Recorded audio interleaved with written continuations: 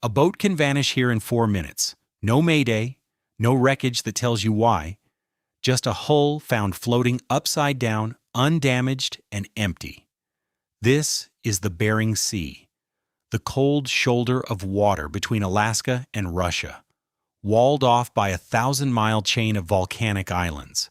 Everyone just assumes the storms do all the killing. The storms are real. But in 1983, two brand-new crab boats went over in calm weather, hours apart, and took 14 men down with them. Same trap, different decade. The question that haunts this sea is simple. Why does it keep happening? Hold that question, because the whole point of this story is that the obvious answer is wrong, or at least so incomplete that it will get you killed. And to see the real answer, you have to start with the map, because the map is where the trap begins. The Bering Sea is a near-enclosed basin at the top of the Pacific, close to 2 million square kilometers of gray water pinned between Siberia and Alaska. Along its southern edge runs the Aleutian Chain, a 1,000-mile arc of volcanic islands that works like a wall with gaps punched through it. To the north, everything funnels toward the narrow Bering Strait and out into the Arctic. It takes its name from Vitus Bering, the Danish captain who sailed into it for the Russian crown in 1741. He reached the Aleutians. He did not make it home. That December, Bering died on a barren island on the way back, and a good part of his crew died with him, wrecked and starving and worn down by scurvy. The sea is named after a man it killed. That is not a metaphor. It is the first fact you should hold on to. It is worth staying with that story a moment, because it sets the tone for everything after. Bering was the commander of what history calls the Great Northern Expedition, one of the most ambitious and expensive exploring ventures any government had ever mounted, sent out to map the far edge of the Russian Empire and find out whether Asia and America touched. He got his answer. His ships reached the American side, and a naturalist aboard, Georg Steller, became one of the first Europeans to describe this coast and its animals. Then the sea took its fee. On the way home, Bering's ship was driven onto a barren, treeless island, and there the expedition came apart. Scurvy worked through the crew.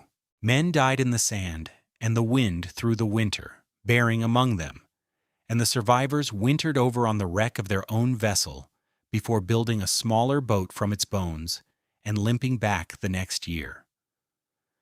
The island they died on now carries Bering's name too, alongside the sea.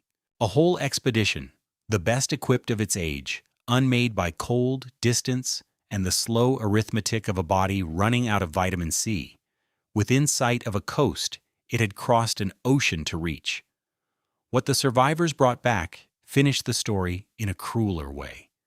They brought pelts, sea otter, and fur seal, and the news that these waters were thick with the most valuable fur on Earth. That news set off a rush. Russian hunters, the Promyshleniki, poured east across this sea over the following decades, and the people who had read and survived these waters for thousands of years, the Onondagas, paid a catastrophic price for it. Some hunting parties enslaved and slaughtered the coastal villages they used. At least one such party was later convicted in Russian courts for the atrocities it committed. Between violence, forced labor, and the diseases that came with the newcomers, the Onondagas population collapsed by a staggering fraction within a few generations. The masters of this sea were nearly erased from it by men who could not read it at all, and who did not need to because they had crews to spend. Much later, in the Second World War, when the Aleutians became a battlefield, the United States forcibly removed most of the remaining Aleutian islanders to camps in southeast Alaska, where more of them died of disease and neglect, an injustice the country did not formally acknowledge and pay restitution for until 1988.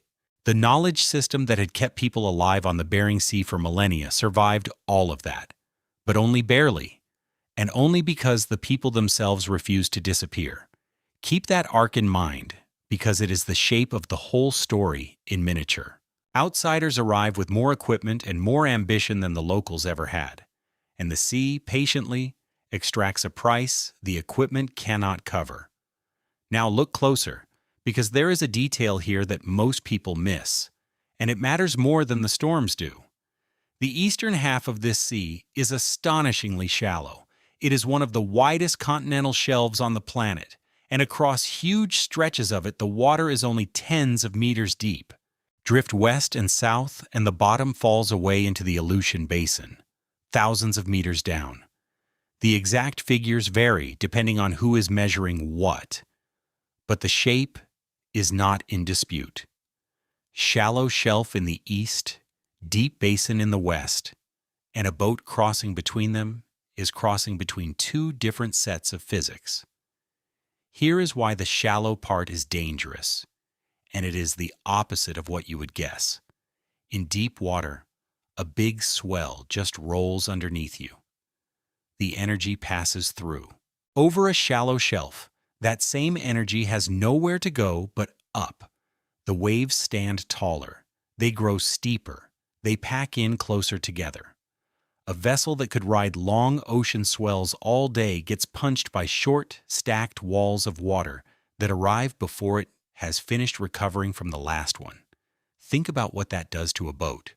A wave shoves the hull over, and before it can roll back level, the next one is already there, hitting it while it is still leaning, driving it further. The sea does not have to be deep to hurt you. Sometimes shallow is worse. Hold on to that idea because it comes back more than once. There is a bit more to the wave story, and it is worth a plain language minute because it explains why crews here talk about the sea the way they do. What hurts a boat is not the height of a wave by itself. It is the steepness, the distance from the trough to the crest, measured against how far apart the waves are. A long, tall ocean swell with a wide gap between crests is something a well-run boat can climb and descend all day. It is big, but it is gentle in its geometry, and the hull has time to rise, crest, and settle before the next one comes. Squeeze those same waves closer together and stand them up steeper, and you get something completely different. That is how a boat gets rolled by a sea that, on paper, was not even that tall. The shallow eastern shelf is a machine for manufacturing exactly that geometry, taking the long energy the storms build over open water and forcing it up into short, stacked, punishing seas right where the fishing is. Add an opposing current, water moving against the wind, and the waves bunch up tighter still, steeper still, until the interval between punches is shorter than the time a boat needs to recover from one. Fishermen do not describe these seas by height.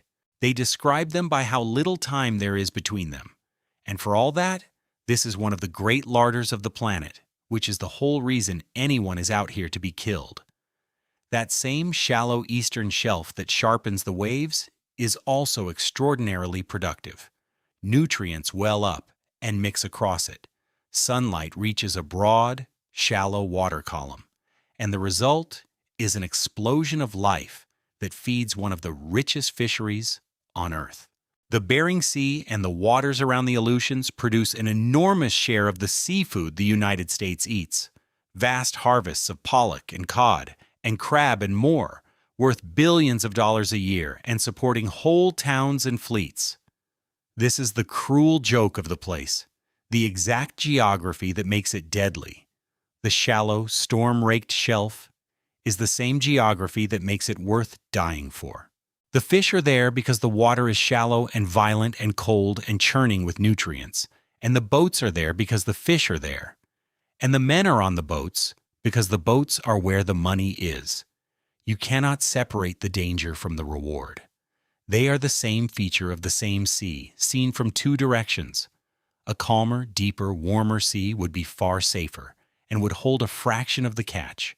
The Bering Sea kills people for the same reason it feeds them, and everyone who works it is standing on top of that contradiction, hauling a fortune out of the one patch of ocean least willing to let them do it in peace.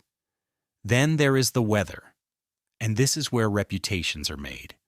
This basin sits directly under one of the great storm engines of the planet, a near-permanent zone of low pressure that meteorologists call the Aleutian Low. In winter, it becomes one of the two dominant low-pressure centers in the entire northern hemisphere. The mechanism that feeds it is almost unfair. Cold, dry air spills off the Siberian and Alaskan land masses and pours out over open water that is relatively warmer. That contrast, cold air over warmer sea, is exactly the fuel a storm wants, and the storms here take it and run. They can deepen with a speed forecasters call bombing out, central pressures dropping into the low 950s of millibars, the kind of reading you would normally attach to a hurricane. In November 2011 and again in November 2014, the Bering Sea produced two of the strongest storms ever recorded in the region, systems so deep they rewrote the local charts. As recently as January 2026, a single low threw up seas near 40 feet under a heavy freezing spray warning, and the smart money did the only sensible thing, which was stay in port and let it pass. The word forecasters sometimes use for what these storms do is bombogenesis, and it is not marketing. A storm bombs out when its central pressure falls fast enough, far enough, in a short enough window, and the Bering Sea in the cold months is one of the best places on Earth for it to happen. The ingredients sit right there together. You have the sharp temperature contrast, frigid air off the continent sliding out over water that is comparatively warm, which is the raw energy a developing storm feeds on.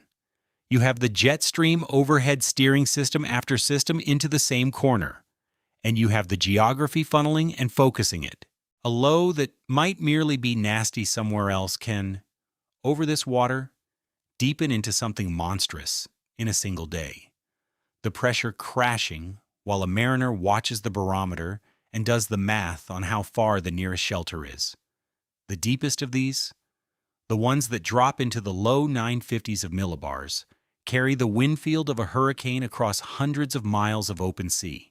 And unlike a hurricane, which most boats can see coming for days and run from, these lows can spin up close and fast, giving a crew already working far offshore a brutally short window to decide whether they can still reach shelter or whether they are about to spend a day and a night simply trying to keep the bow into it and stay alive. Wind needs a running start to build a big sea, a long stretch of open water it can drag across, what mariners call fetch, and this basin hands it hundreds of miles of runway. So the storms here do not just blow. They organize the whole sea into rank after rank of moving water, and then shove it up onto the shelf to break. Crews today are not blind to any of this, which is the strange part. The forecasting that reaches a modern wheelhouse would look like sorcery to the men of 1983. Satellites watch these storms form. Computer models run the physics forward and hand a captain a detailed picture of wind, seas, and freezing spray a day or more out. Read over the radio in plain language on a schedule. A skipper leaving Dutch Harbor in winter usually knows, in specific terms, what he is steaming into. And that is exactly why the forecast, for all its power, has never been the thing that saves anyone by itself. A forecast is information. It tells you the sea is about to try to kill you. It does not make the decision to stay in port, or to slow down, or to duck into a lee and wait. And it does not pay the bill for doing any of those things, while a plant deadline ticks and a crew that wants to fish stands on the deck. The gap between a good forecast and a good decision is where men still die. And it is a human gap, not a technical one. Knowing the storm is coming and steaming into it anyway is the oldest failure on this sea, and no satellite has ever patched it. And under all of it sits the coldest, most patient weapon in the whole arsenal, which is the water itself. In winter, the Bering Sea runs near freezing. Numbers do not carry the danger of that, so let me translate it. A person who goes into water in the low 40s or below does not get a slow, gentle decline.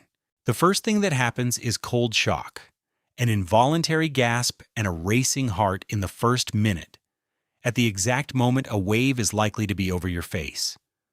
Then, within a few minutes, the cold reaches the muscles and nerves of your arms and hands, and you lose the strength and the fine control to do the one thing that might save you, which is grab a line, pull yourself into a raft, work a zipper.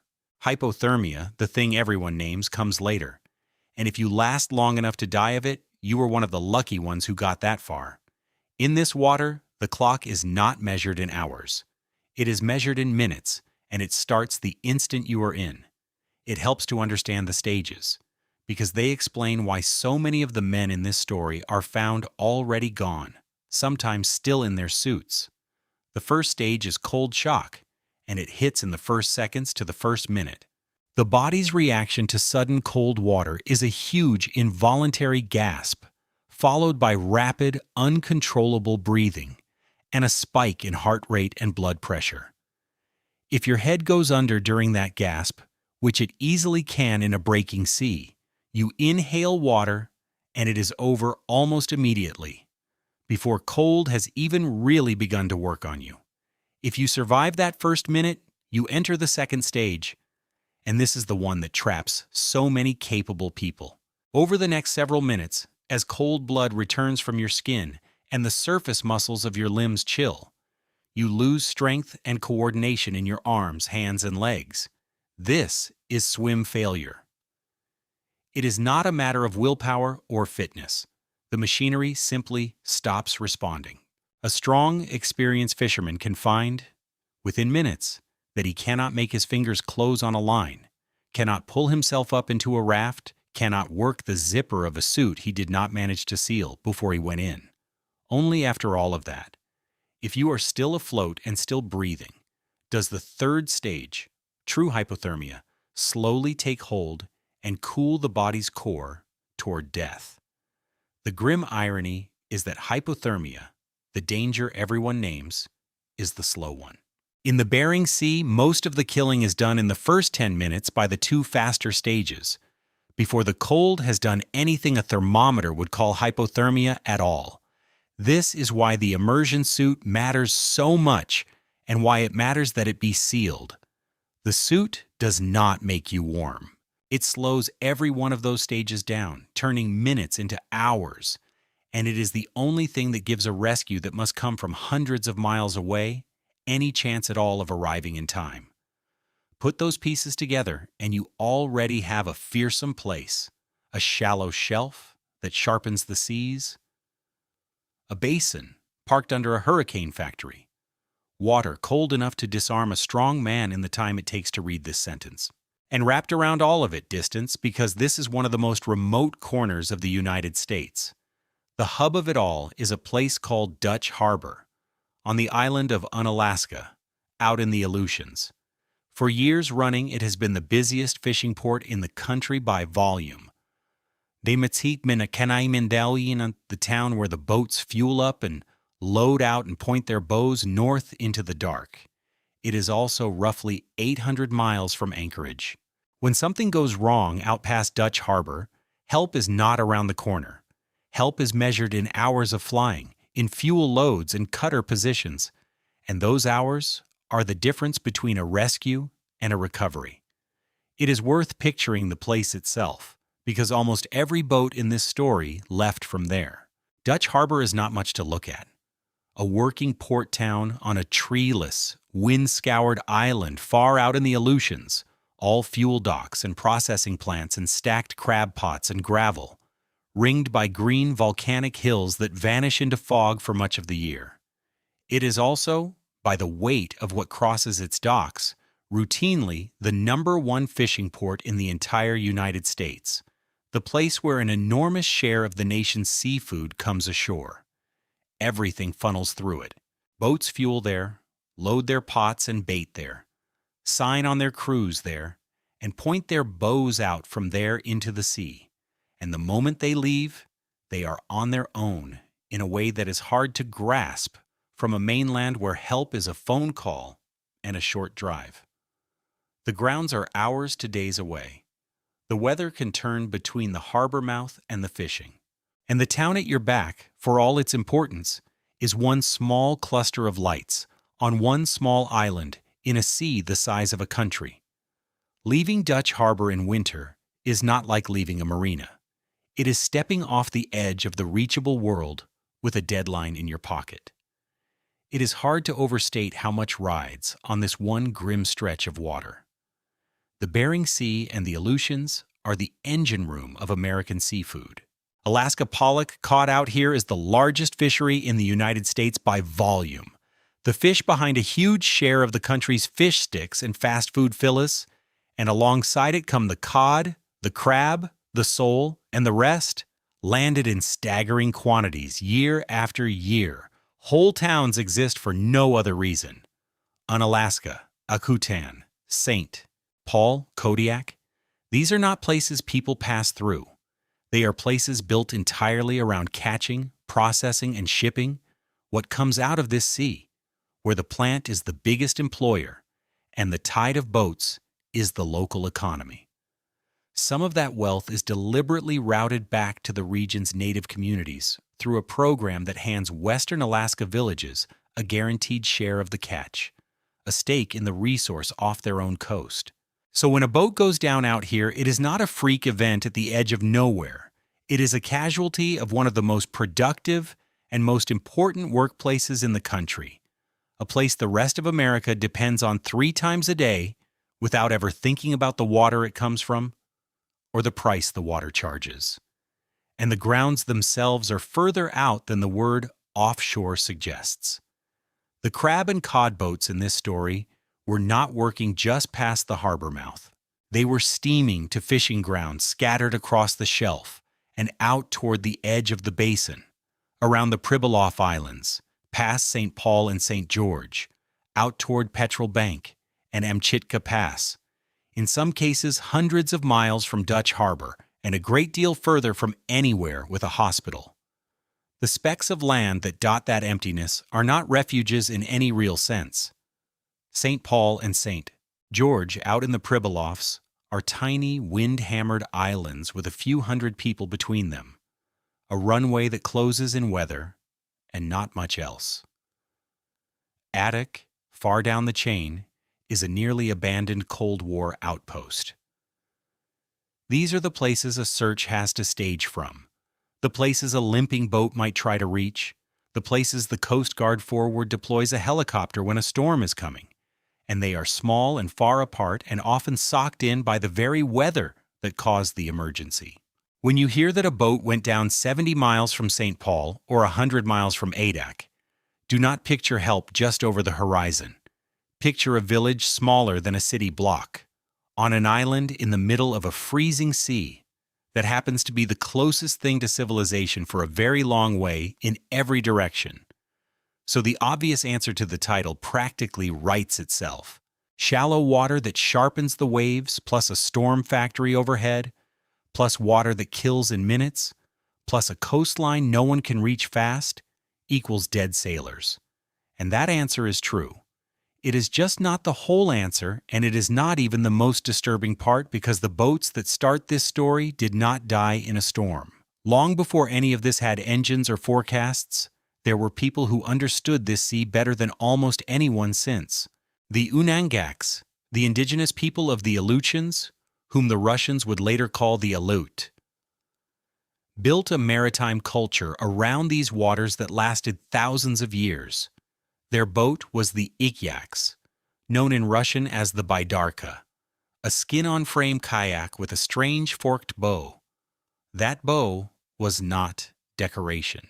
The frame was deliberately flexible, so the hull could bend and conform to the waves instead of fighting them, and early European visitors described paddlers holding speeds that modern kayakers cannot match.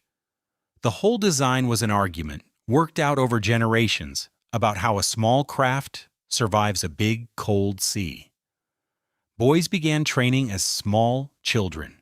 Hunters carried repair kits with them, because a torn skin far from shore was a death sentence you might still paddle out of if you were ready for it. But the boat was not the real technology. The real technology was the reading. These were people who could study the sky, the swell, the behavior of animals and ice, and know what the next hours held. A shift in the swell, a change in the way the birds worked the water, the wind backing around to a new quarter, all of it was information, gathered without a single instrument and paid for over generations in lives. They placed their villages where the land gave shelter and fresh water, and the single most important skill they carried was restraint, knowing when not to launch. The sea set the schedule, and you did not argue with it. You read it, you respected it, and when it told you to stay home, you stayed home. The depth of that system is easy to underestimate from a distance. The Ikyaks was tuned to the paddler. A good one was built to fit its owner's body, and the forked bow was thought by some to part chop and steady the craft in exactly the short, steep seas the Aleutians throw up. For bigger jobs, there was a large open-skin boat, roomy enough to move families and cargo, and to hunt from in numbers. Hunters wore carved and bent wooden visors and long, peaked hats, angled to cut the flat glare coming off the water, and to shed spray from the face. The difference between seeing a swell coming and being surprised by it, and the finest of them were works of art that also marked a man's standing.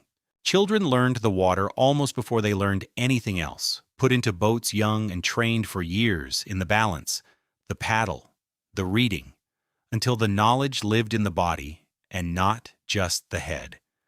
And around all of it ran a web of understanding about weather and ice and animals that no single person owned, passed down and corrected across generations. Every hard lesson paid for in someone's life and remembered so it would not have to be paid for twice. It was, in the truest sense, a safety culture, older and deeper than any regulation, and its first commandment was humility before the sea. The industry that came later kept almost none of it. It kept the idea of going out and threw away the idea of not going. Remember that, because the entire modern tragedy of this place comes from inverting it. The industry that would eventually pour into these waters did not wait for the sea. It brought a calendar, a season with an opening date and a closing date, a quota, a buyer standing at a dock with a deadline of his own. It handed the sea a schedule and expected the sea to cooperate. The sea does not cooperate. It has never once cooperated. And the long, grim history of what happens when men try to force a calendar onto the Bering Sea is where this story actually lives. Which brings us to February 1983, and to two boats named Americus and Altair. They were sister ships, part of a small fleet of nearly identical crab boats out of Washington State, each around 124 feet, each only a few years old. They belonged to a set of vessels whose names all began with the same letter. A tidy little fleet built for one of the richest fisheries on Earth. By the standards of the day, they were about as good as boats got. Strong hulls, modern gear, experienced crews of 7 men apiece, many of them fathers, brothers, and friends who had known each other for years, the kind of crew you would want if things went wrong. On the morning they left, the weather was fair. This is the part people cannot get their heads around. There was no storm. There was no rogue wave. There was nothing in the sky that any forecaster or any old hand would have looked at and told them to stay in. The objective was simple, and it was money. King crab was one of the most lucrative catches on the planet. The season was short, and the previous year had been financially brutal on the fleet. This trip mattered, and everyone aboard knew it. So the boats loaded up with crab pots, the big steel-framed traps stacked high on deck, and prepared to run out to the fishing grounds near the Pribilof Islands, well out into the Bering Sea. Here is the warning that nobody could see, because it was not in the sky. It was already sitting on the boats. Sometime earlier, the vessels had been fitted with trawl gear, and the reasoning behind it was reasonable on its face. The heavy gear took up deck space, which meant fewer crab pots could be carried, so the owner and the captains believed the reduced pot load offset the added weight. On paper, it balanced. But the boat's stability paperwork carried one specific caution. When carrying a maximum load of pots, the crab tanks were to be kept empty. On both boats, tanks were filled. You need to understand what that does, and it is not complicated. A boat floats upright because of something called righting arm, the leverage that rolls it back to level after a wave shoves it over. That leverage depends on where the weight sits. Weight low in the hull is stabilizing, like ballast, and it fights to bring the boat back upright. Weight high, gear on top, and pots stacked on deck does the opposite. It raises the center of gravity, the balance point of the whole vessel, and every inch that point climbs, the boat gets tippier, slower to recover, more willing to lie over and stay there. Fill tanks that were supposed to be empty, and you spend even more of that reserve. None of it looks like anything from the dock.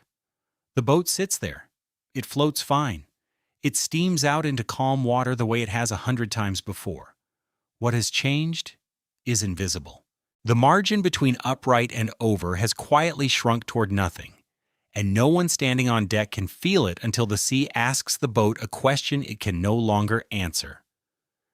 Naval architects have a name for the reserve inside that margin, and it is worth one more minute because it is the hidden variable behind almost every death in this story.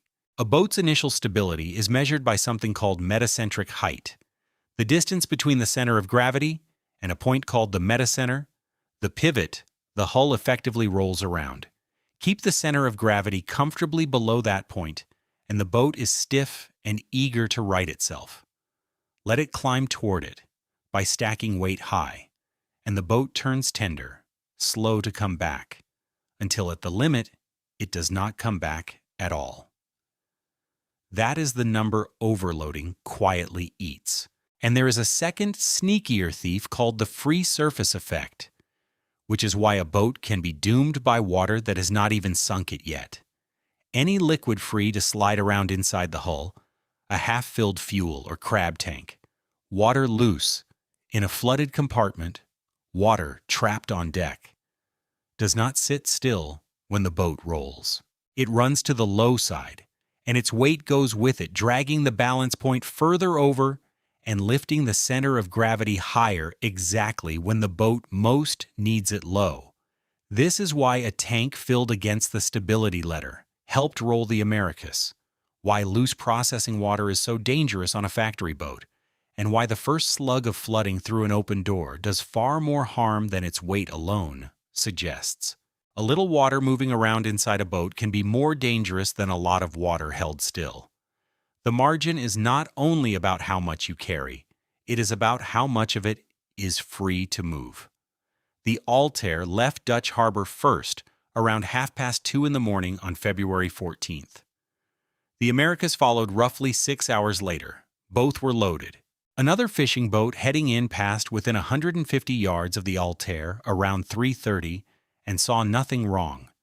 Just a normal boat on a normal heading in ordinary conditions. That was the last anyone saw of her underway.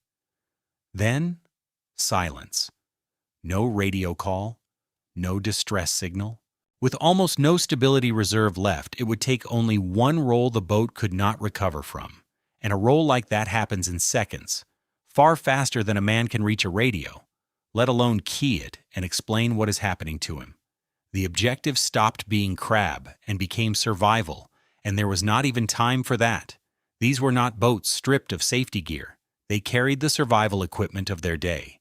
But a stability capsize does not give you the kind of sinking you can prepare for.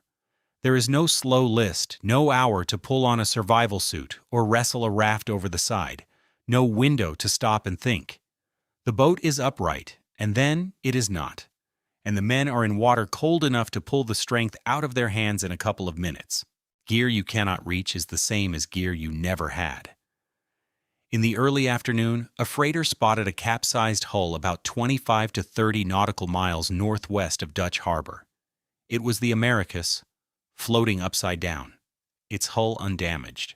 No hole, no collision, no sign of a fight, just a boat that had rolled over and stayed that way. The Altair was never found at all. Weeks later, in mid-March, one of her life rafts turned up about 11 miles from where the Americus hull had first been sighted. Empty. The Americus itself kept floating, upside down and whole, for another 2 days before it finally slipped under, a boat with no wound that refused to sink even after it had killed everyone aboard. 14 men were gone, and not one of them survived. At the time, it was the worst commercial fishing disaster in American history. Sit with the strangeness of that for a second. 2 boats, 2 separate crews, hours apart, the same silent roll. That is not bad luck striking twice. That is a design condition, loaded aboard both hulls in the same harbor, waiting on the same sea to find it. And 1983 was not finished with the fleet. Within weeks, another crab boat, the Arctic Dreamer, went over as well while running toward Dutch Harbor. The sea was working its way through the boats one at a time, and for a while it seemed like it would never stop. When investigators pieced it together, the finding was blunt. The probable cause of the Americus capsizing was inadequate stability caused by improper loading. Not weather, not a freak wave, not bad luck. The weight was wrong, the margin was gone, and the boats went over in conditions that should have been survivable. The men did nothing reckless that 100 other crews were not also doing that same winter. They loaded their boats the way the fleet loaded boats. The arithmetic killed them, and the sea simply collected. In that era, boats like these operated in a near vacuum of stability oversight. A vessel could be loaded on the judgment of its owner and its captain, and if that judgment was wrong, nothing standing on the dock would stop it from leaving. There was no inspector, no required calculation, no line on a form that a person with authority had to sign before those men steamed out to die. And these were not strangers to each other or to the risk.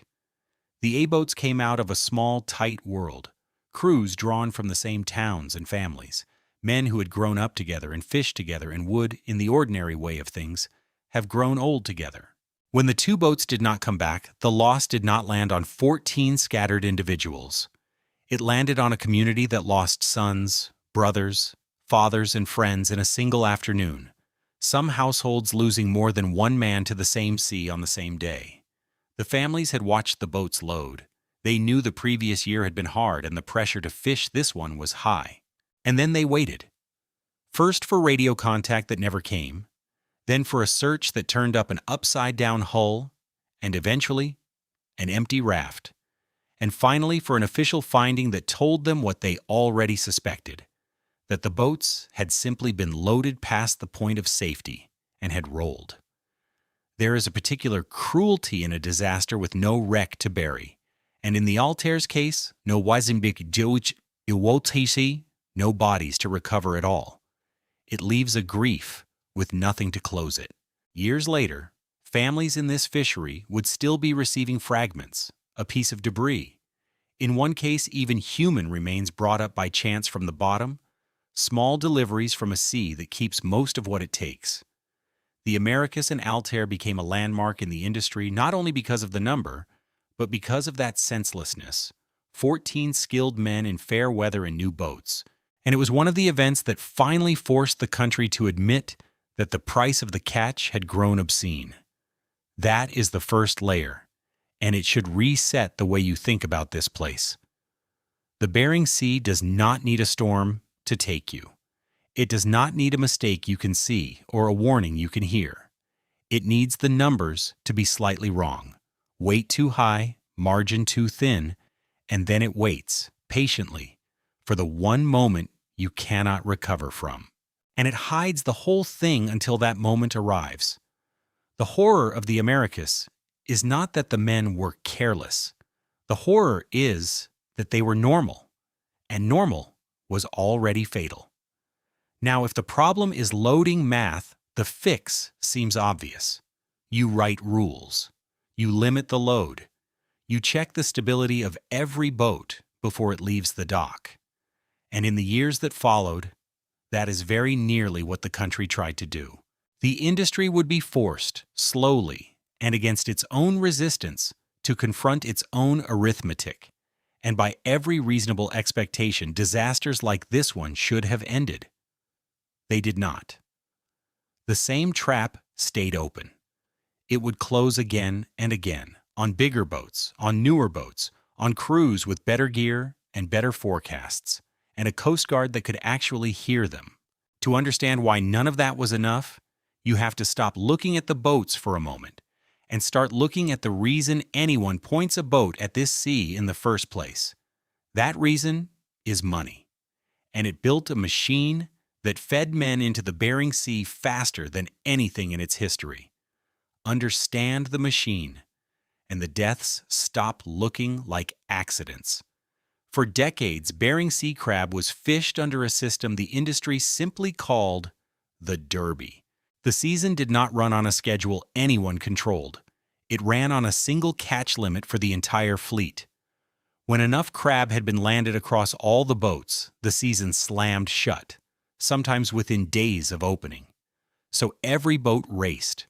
On opening day, the whole fleet charged out onto the water at once and fished as hard as it could for as long as it could, through darkness, through weather, through exhaustion, because every hour you spent tied to the dock was crab that some other boat was pulling out of the water instead of you.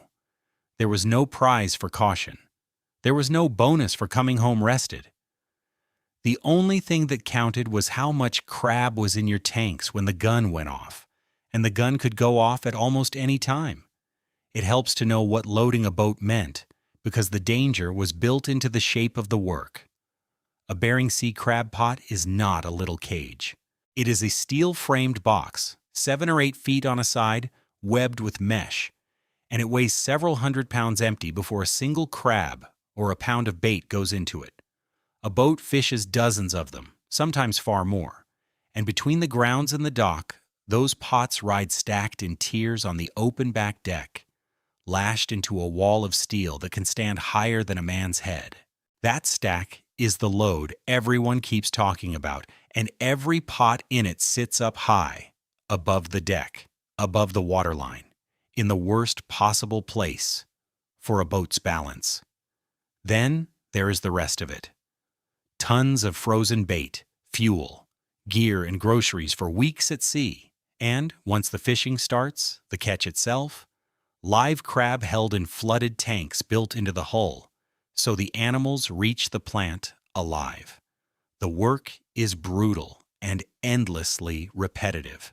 You bait the pots, crane them off the stack and over the side, let them soak on the bottom, haul them back up through a hydraulic block, shake the catch onto a sorting table, throw the keepers into the tanks, and rebait over and over in the cold and the dark and the spray for as long as the body holds out. To fish more, you carry more pots. To carry more pots, you stack them higher.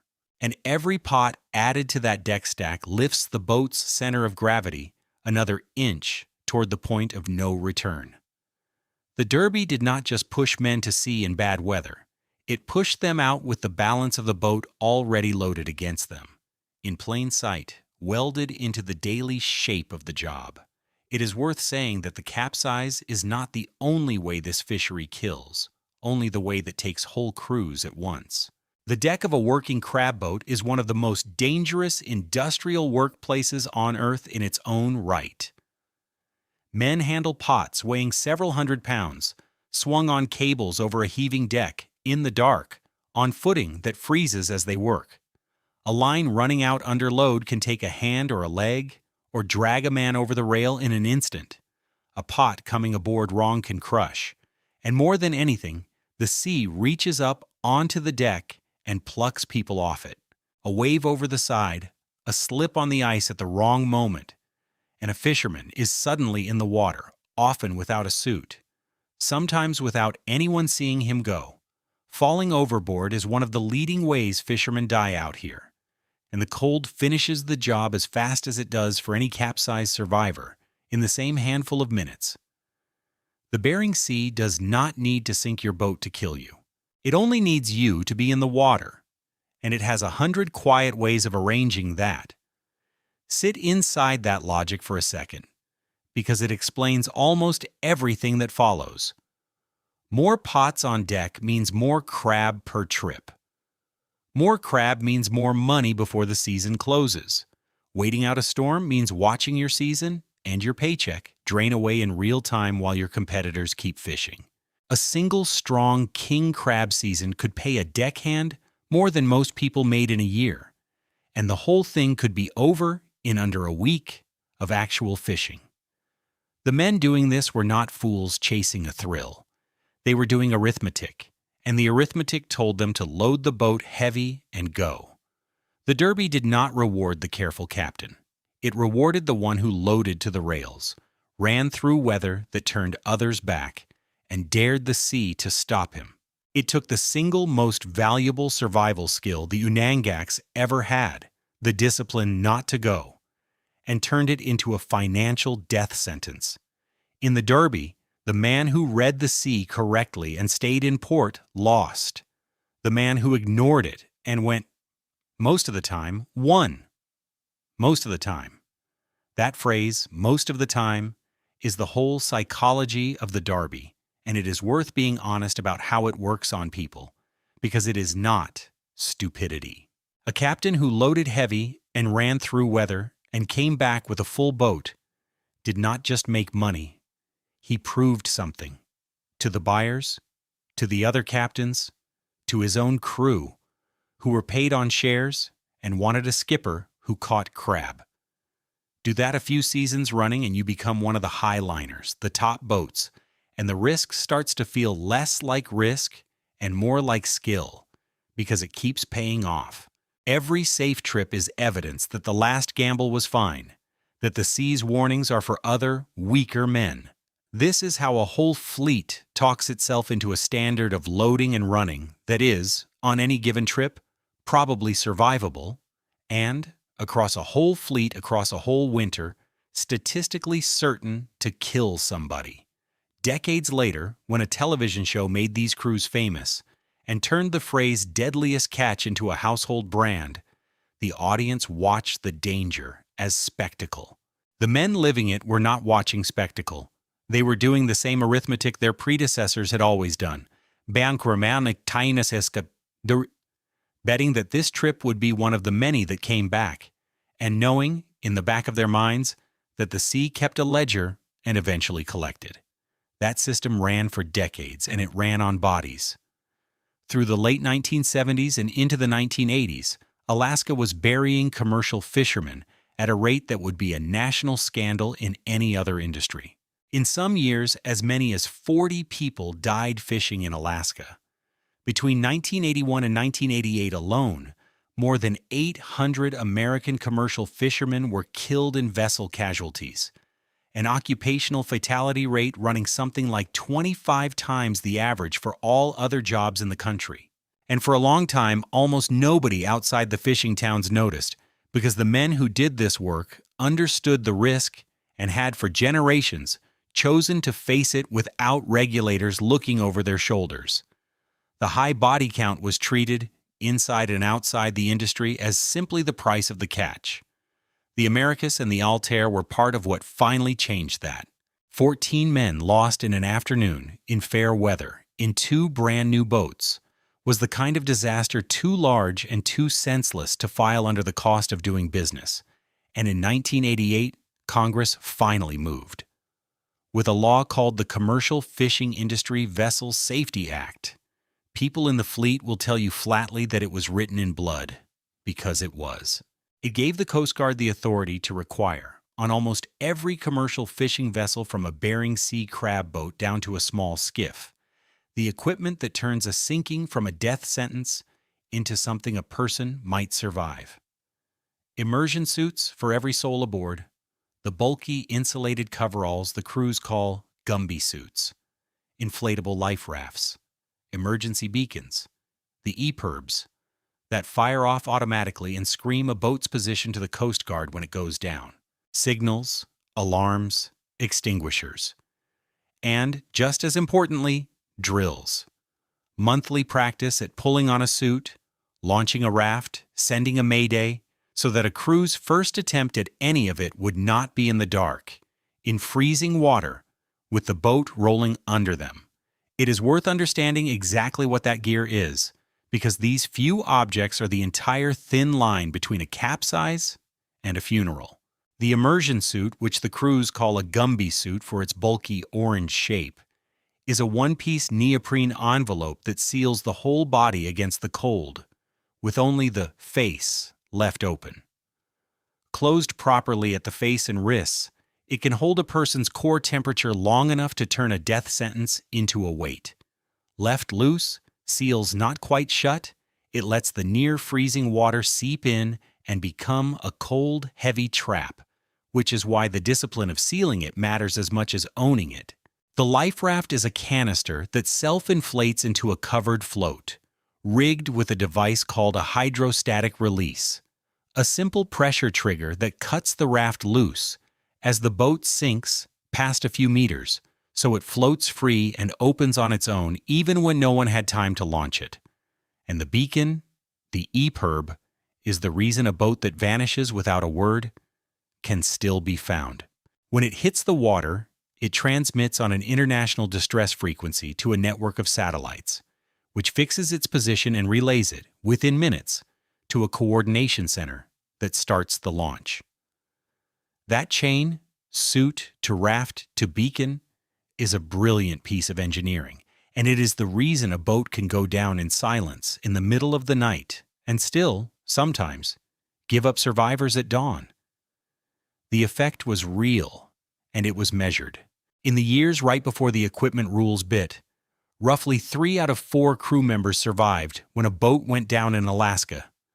Within a few years, that survival rate climbed into the low 90s. The gear worked. The drills worked. Men who, a decade earlier, would have died in the water were now living long enough to be pulled out of it.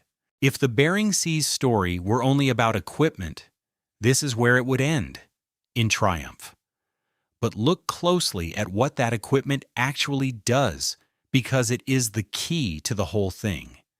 Immersion suits, rafts, and beacons do not keep a boat from capsizing.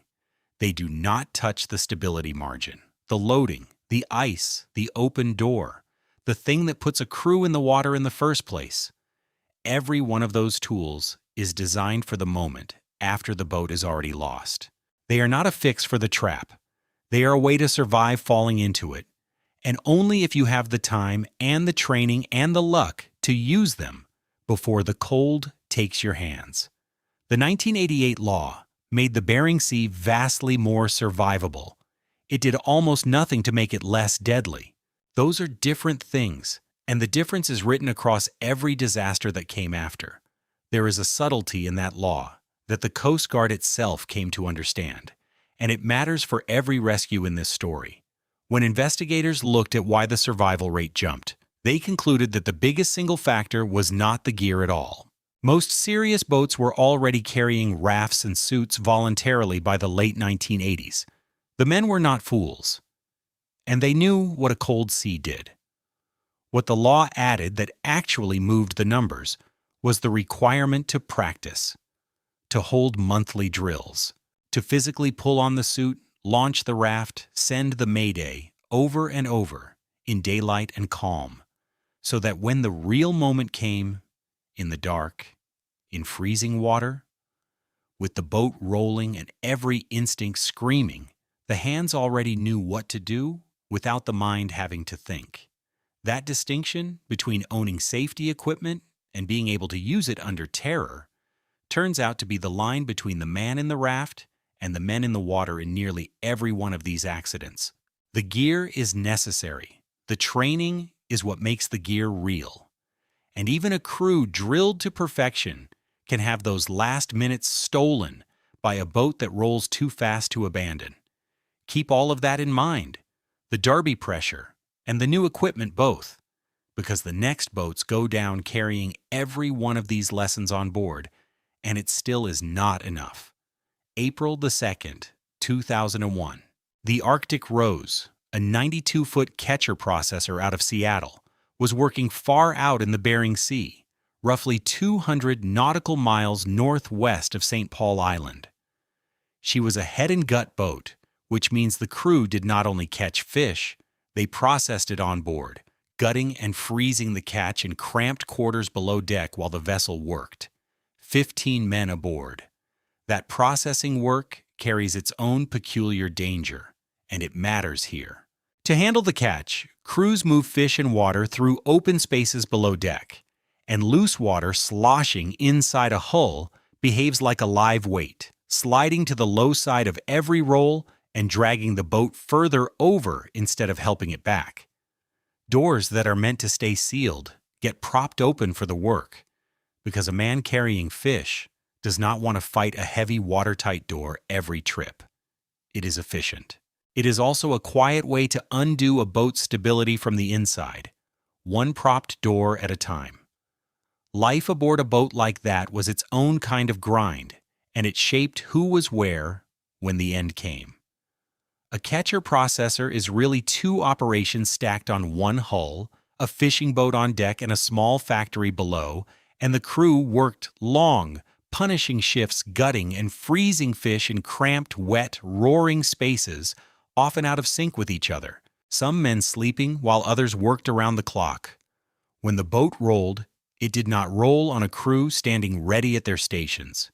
It rolled on a crew scattered through the vessel, some in the factory, some in their bunks after a shift, in the dead hours after 3 in the morning when the human body is at its lowest and slowest.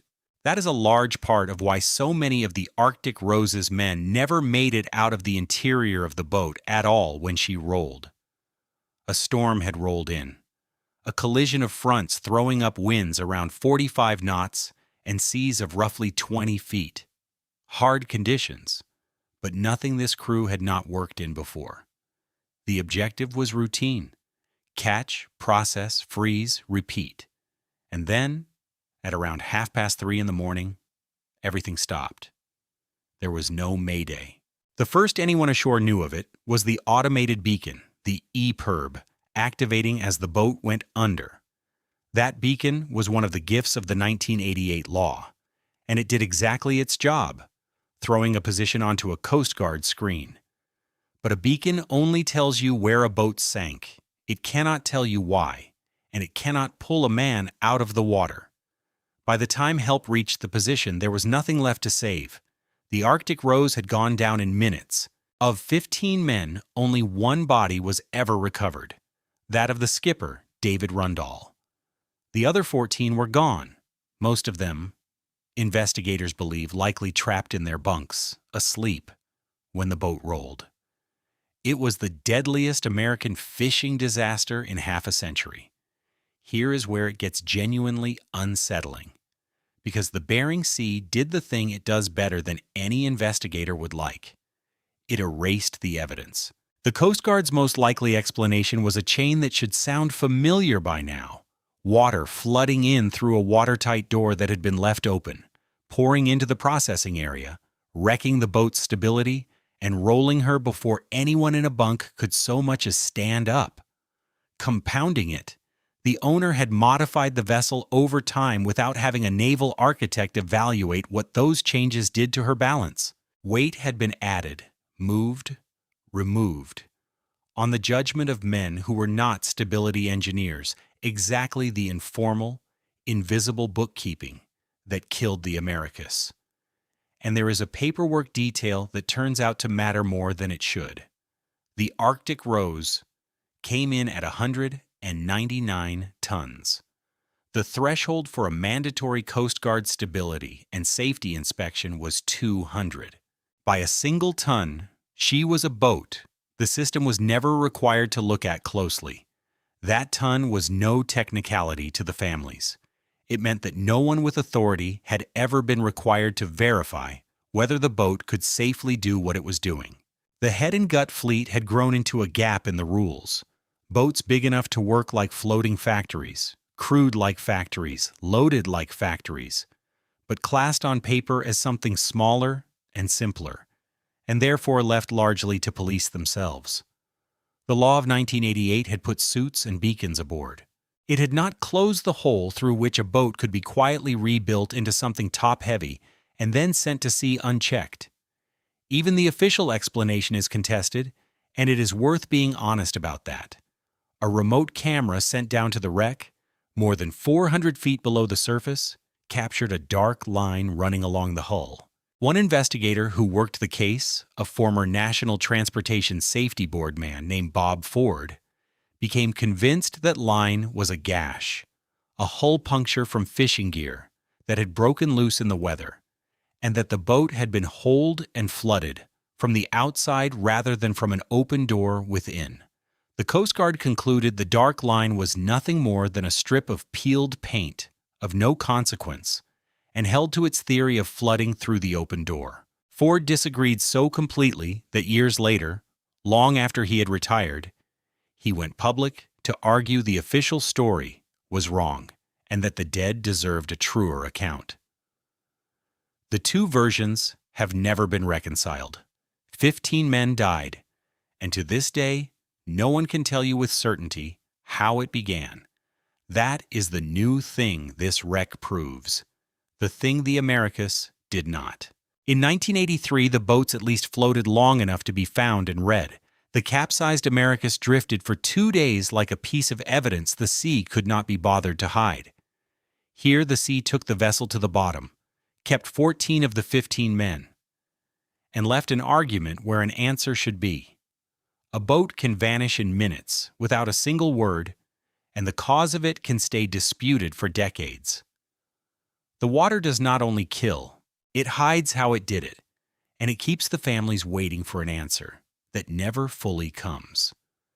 The waiting in the Arctic Rose's case stretched on for years and delivered its answers in the cruelest possible fragments. The crew had come from several states, young men and older ones, and the youngest aboard was 20. For a long time there was simply nothing. The boat and 14 of its men on the bottom 400 feet down. The case officially closed with a probable cause. The families found hard to accept. Then, more than a decade after the sinking, a fishing vessel working that same patch of the Bering Sea brought up human bones in its gear from the seafloor where the Arctic Rose had gone down. DNA testing identified them as belonging to the youngest member of the crew. Federal agents carried that news to his parents' door a few days before Christmas. That is what closure looks like out here, when it comes at all. A knock on the door years later, and a fragment of a son returned by accident from a sea that had kept him. The Arctic Rose also became a case that pushed hard on the loophole that helped kill it. The family sued. Investigators and lawmakers pointed at that 199-ton gap, at a fleet of factory boats slipping under the inspection threshold by design, and the disaster became part of the long, grinding argument that the head and gut fleet could not be left to police its own stability. That argument would take years, and more bodies, before it produced real change, which tells you something about how slowly these lessons turn into rules, and how much they cost in the meantime. 4 years later, the Derby itself would kill again. On the one day of the year, it put the most boats in the water at once. January 15th, 2005. The opening of the snow crab season. The Big Valley, a 92-foot crabber out of Kodiak, had left Dutch Harbor the day before, under a forecast of hard wind and freezing cold, loaded for the race. Her skipper and owner was Gary Edwards, 46 years old, a man who had spent his life on these waters. 6 men were aboard. The load is the part that stops you cold. Investigators later found the boat carrying far more than her stability guidelines allowed, on the order of 30% more weight than she should have had, her deck stacked with crab pots and heavy with tons of bait. The Coast Guard also noted bluntly that her captain had a history of overloading his boat. That is not random misfortune. That is the Derby doing precisely what the Derby did, turning an overloaded boat on opening morning into an ordinary sight that nobody thought twice about. On the day the season opened, an overloaded Big Valley was not an outlier. It was the norm, the same norm that had rolled the Americas and killed 14 men 22 years before. The Big Valley went over in the early morning dark, in seas around 25 feet with winds over 40 miles an hour. One man survived, a 30-year-old deckhand named Cash Seal. He later described being asleep when the boat began to roll onto its starboard side, a detail that should chill you, because it is the same detail as the Arctic Rose, men in their bunks with no idea the boat was dying under them. He remembered being thrown around, fragments of waves and smoke, and then, somehow he was in a life raft. 5 other men never reached one. And the Big Valley was not even the only boat the sea hit that opening day. Somewhere in the same brutal weather, on another vessel called the Sultan, a crewman was swept off the deck by a wave. And the Coast Guard found itself running 2 separate emergencies at once on the first day of the season, the busiest and most crowded and most reckless day of the crab year. That is what an opening day under the Derby produced. Every boat in the fleet was out in the same weather at the same time, all of them pushing, all of them loaded, and when the sea reached out, it had its pick. 2 tragedies in a single morning was not a freak coincidence. It was the Derby functioning exactly as designed, concentrating the entire fleet's exposure into the same few violent hours and letting the odds do the rest. Now watch the rescue, because a rescue is not a helicopter appearing over the drowning. It is a chain, and every link in it burns time that men in cold water do not have. First, recognition. There was no Mayday here either. What reached the Coast Guard was the EPIRB, firing automatically that morning as the boat went down, a dot on a map and nothing more. Then the response, which had to come from somewhere, and out here somewhere is far. A Coast Guard helicopter launched from St. Paul Island, the nearest platform, and even the nearest platform was not near. The Big Valley had gone down about 70 miles west of St. Paul, roughly 750 miles west of Anchorage, in seas running 25 feet. A cutter, the Sherman, an Alaska State Patrol boat, and nearby crab boats all turned toward the beacon. Then, the search itself, across cold, heaving, wind-blasted water, for men who were now just small shapes in orange, if they had managed to get their suits on at all. The helicopter lifted 2 men out. One from the raft, alive, and that was Seal. One from the water, already dead. A third was pulled out by the patrol boat, also dead. The captain and 2 others were never found at all. The Coast Guard kept searching into the night for the 3 still missing over water that gives a person in a good suit a few hours and a person in a bad one almost nothing. And here is the detail that ties this straight back to the 1988 law. The detail that should stay with you. All 3 men the rescuers reached were wearing survival suits. The gear was aboard.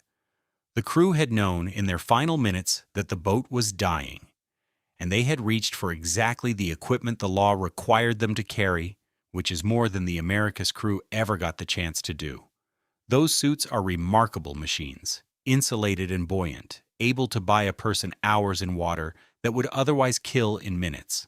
And still, 5 of the 6 died. Because Cassius Seal was the only one who had his suit sealed properly, and the only crewman investigators could confirm had any real survival training. In a boat rolling in the dark, half awake, the gap between a suit zipped right and a suit zipped wrong is the whole gap between the man in the raft and the men in the water. The equipment had improved. The drills mattered more than the equipment, exactly as the Coast Guard had come to believe. And even for the men who did everything right, the technology still could not give them the one thing the sea refused them, which was time. Cold water does not wait. In the low 40s and below, an unprotected body loses the use of its hands within a couple of minutes and its strength not long after. The suit is the only thing standing between a fisherman and that clock, and it only works if he is awake enough, trained enough, and lucky enough to seal it before the boat is gone. The Big Valley went down on the opening day of what turned out to be the last Derby. Later that same year, The entire system was finally torn up and rebuilt, in a change called crab rationalization, and the idea behind it was almost embarrassingly simple. Instead of the whole fleet racing for one shared limit, each boat was handed its own guaranteed share of the catch, an individual quota it could land on its own schedule. Overnight, the reason to race evaporated. If the crab was already yours, guaranteed, there was no sense charging into a storm to beat the boat beside you to it, because the boat beside you could no longer take your share. You could wait for weather. You could spread the season across months instead of days. The effect was dramatic, and it was measured. The fleet, which had run somewhere around 250 boats, dropped to roughly 65 to 80 active vessels, with many owners taking a buyout and walking away from the whole brutal business.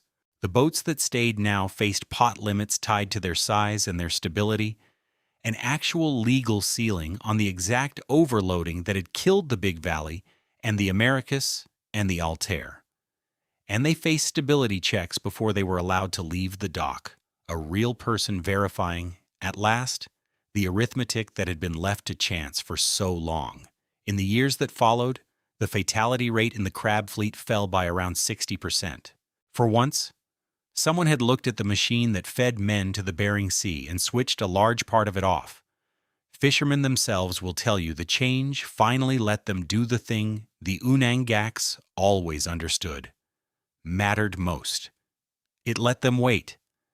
It is worth being clear-eyed about the cost of that change, because it was not free, and the men who lived it are divided on it to this day. When each boat received a guaranteed share, those shares became property, and property can be bought, sold, and leased. Some owners took a federal buyout and left the fishery entirely. Others leased their quota to a shrinking number of larger operations and never fished again themselves. The fleet contracted hard and fast, from around 250 boats to roughly a quarter of that, and a way of life that had supported a lot of independent skippers and deckhands narrowed into fewer hands. Crews who had chased crab for years suddenly found there were far fewer berths, and that the men who now held the quota could dictate terms. Ask around the docks, and you will hear the reform described as the thing that saved their lives and, in the same breath, as the thing that took their livelihood, and both are true. The point that matters for this story is the safety one. By ending the race and tying the load to the boat's real stability, rationalization removed the single most reliable way the fleet had been killing itself, the frantic, overloaded, weather-be-damned opening day charge. It was, by any measure, the most effective safety intervention in the history of this fishery, and it still could not reach the deaths that were coming, because the sea had other tools, and the men still had deadlines. But look hard at what rationalization did and did not touch, because this is the pattern of the entire story. It removed the race against the fleet. It did not remove deadlines.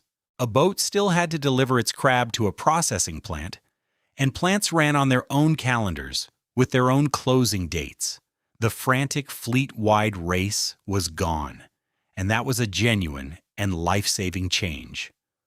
But a quieter clock remained, ticking against every skipper who needed to land his catch before a plant shut its doors for the season.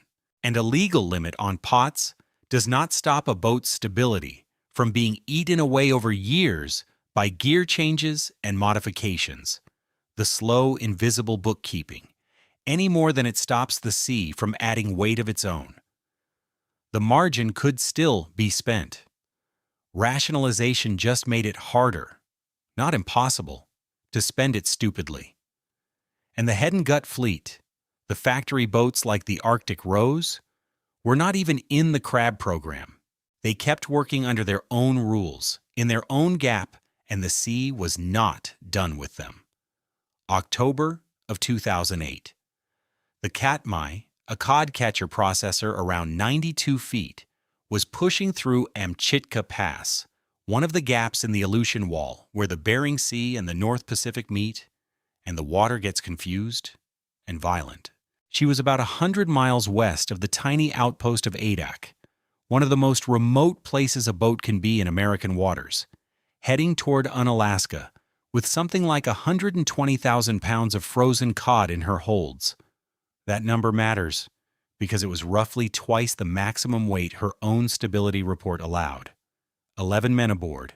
A severe storm, the remnants of a dying North Pacific typhoon, was tearing across the region, throwing up swells that survivors and rescuers alike would describe as 2 stories tall, the wind ripping the tops off them in sheets of spray. Just before midnight, the Katmai lost her ability to steer, and water began coming in. The investigation later found the same grim signature as the Arctic Rose. Watertight doors, from the main deck down into the processing space and the lazarette at the stern, had been left open.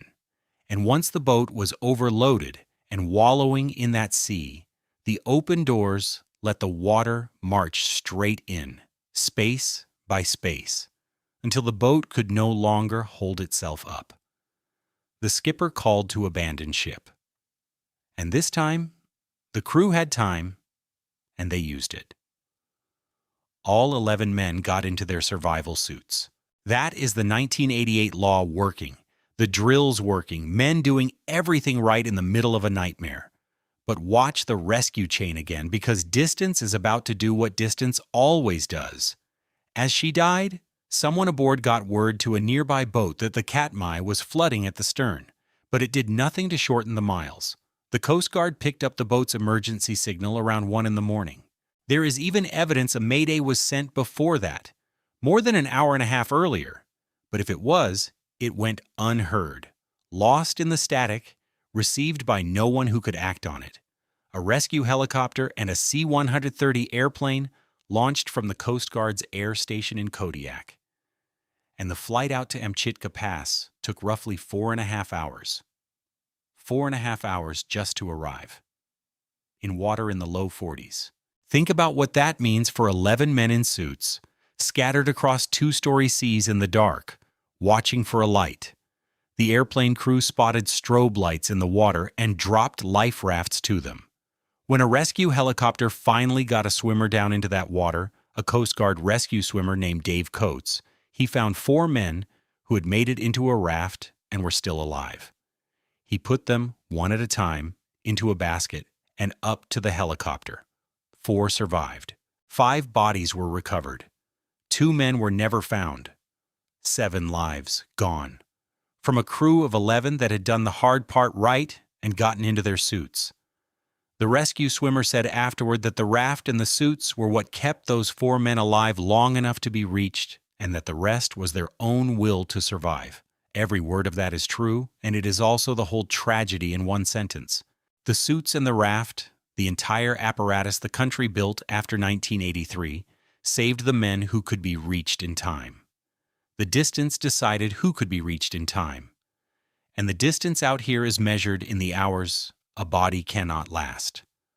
By the time the Katmai went down, it was the 3rd head and gut factory boat to sink off Alaska in 8 years. The Arctic Rose, then a boat we are about to meet, then the Katmai. Between them, those wrecks had taken more than 24 lives, and the pattern was impossible to ignore any longer.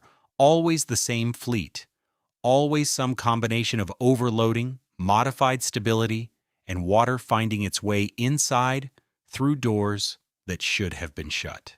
The Coast Guard finally put that whole fleet under a spotlight, and everyone in the industry could feel a reckoning coming. A new set of rules built specifically for these factory boats. It would be another fix, another lesson written down only after the bodies were counted. And it, too, would arrive just a little too late for the biggest, most modern boat in this entire story, which had already gone to the bottom of the Bering Sea earlier that same year, in a disaster so large and a rescue so improbable that it became a kind of legend. To understand why even that was not enough, you have to watch what happens when everything works and the sea still collects. Start with the boat that did everything the earlier crews could not. March 23, 2008. The same year the Katmai would go down in the fall. but months earlier. The Alaska Ranger, 189 feet, was the largest and most modern vessel in this entire story. A factory trawler that caught and processed fish on the same trip, run by a Seattle-based company with a whole fleet of them. 47 people aboard, a small floating town. She had left Dutch Harbor the day before, bound for Petrel Bank, a fishing ground 500 nautical miles to the west, far out into the Bering Sea, about as deep into that basin as the fishery goes. Around 2:30 in the morning, the crew found flooding in the rudder room at the very stern of the boat. This is the moment the earlier crews never got. The Ranger's people had time. At 2:46 a.m., the boat put out a mayday, a real one, a human voice on the radio giving a position. And the Coast Guard heard it and launched at once. There was no ambiguity here, no beacon in the dark with no explanation, no signal lost in the static. The system worked exactly as designed, and the crew, 47 of them, began doing everything right. They pulled on survival suits. They readied life rafts. They moved with the discipline that 2 decades of mandatory drills were supposed to produce, and did produce. The chain that killed the Americas, the silence and the total absence of time, was simply not in play here. They had minutes, real minutes, and they used them the way they had practiced. Then the boat did something no crew could have drilled for, a betrayal written into its own machinery. As the flooding spread and the vessel lost electrical power, a quirk of her design turned against her. The loss of power bled away the hydraulic pressure that controlled the pitch of her propellers, and with that pressure gone, the blades drifted to an astern setting. The Alaska Ranger, flooding and dying, began driving herself backwards through the water. Think about how cruel that is. It did 2 things at once, both of them fatal. Driving astern forced water harder into the failing stern, into the very compartments that were already filling, speeding the flooding. And it drove the whole boat away from the life rafts the crew had just put over the side, swinging them out of reach of men who were counting on climbing into them. The survival gear was there. The boat itself was dragging it away. Picture what those 2 hours were actually like, because the number 47 can flatten it. This was a floating factory with a large crew, many of them processors rather than seasoned deckhands, roused in the dark to a boat that was going down by the stern and, worse, backing itself deeper into its own grave. They had to find and pull on immersion suits in pitching, flooding spaces, then get themselves off a moving vessel into a black winter sea, some into rafts, some straight into the water. The suits went on. The rafts went over. But the boat driving astern meant the sea was not a stationary thing they were stepping into. It was a scene that kept sliding out from under them, rafts drifting away on the wind, and the boat's own wake, men separated from the group and from each other in the dark and the swell. Some made the rafts. Some did not and were left floating in their suits, watching for a light, doing the one thing left to do, which was last. The officers, by every account, worked the problem to the end, getting people off, staying with the boat and the crew, and it is those men, the master and the mate and the chief engineer and the fishmaster, who are largely the ones who did not come home. They spent their time buying other people's, which is the oldest and hardest math there is at sea. Now the rescue in full, because this is the best case version of a Bering Sea disaster, the one where nearly everything goes right, and it still shows you the wall. Recognition was instant. The Mayday saw to that. The response was, by an extraordinary stroke of luck, already close. A Coast Guard cutter, the Monroe, was operating in the region, and that single fact of proximity is the most important reason most of these people are alive today. Cutters this far out are not common, and the Monroe happening to be within reach on that particular night was the difference between a hard rescue and a mass grave. The Monroe carried its own helicopter, and more aircraft were moving, an HH-60 Jayhawk and an HH-65 Dolphin. in to hoist survivors out of the water and off the rafts. And the Ranger's own sister ship, the Alaska Warrior, was close enough to steam to the scene and start pulling men from the sea directly. But watch the distances, because the map is still doing the killing here, even on the good night. This was more than 100 nautical miles west of Dutch Harbor, which is itself one of the most remote ports in the United States, a place most Americans could not find on a map and could not reach without at least one flight to nowhere. Helicopters have fuel limits. They cannot simply hover indefinitely over a scattered crew. The aircraft had to fly out over black open water in the dark, hold a hoist above a heaving winter sea, load survivors a few at a time, run them back to the cutter to be warmed and treated, and turn around for more. Every leg of that burned time, the men in the water did not have to spare. A cutter can only help from where it already happens to be. If the Monroe and the Warrior had been a few more hours away, and on almost any other night they would have been, the arithmetic of that cold water would have finished nearly everyone before help arrived. In water near freezing, even a survival suit is a countdown, not a guarantee. It buys hours, where bare skin buys minutes, but hours run out too. This is the place to be honest about the thing that quietly governs every rescue out here, which is the finite reach of even the best rescue service on Earth. The Coast Guard's main air station for this whole region sits at Kodiak, and Kodiak is a long way from the western Bering Sea, hundreds of miles, sometimes the better part of 1,000.